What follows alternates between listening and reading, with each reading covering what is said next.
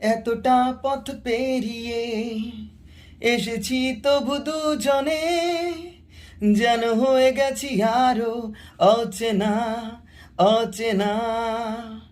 স্বপ্নেরা তবু খুঁজে যায় জীবনের শেষ সীমানা, আছে কি রাখা বাঁচার ঠিকানা ঠিকানা। আরো একবার চলো ফিরে যাই, পাহাড়ের ওই বুকেতে দাঁড়াই, আকাশের হাত ছানিতে সাড়া দি, কি হবে না ভেবে।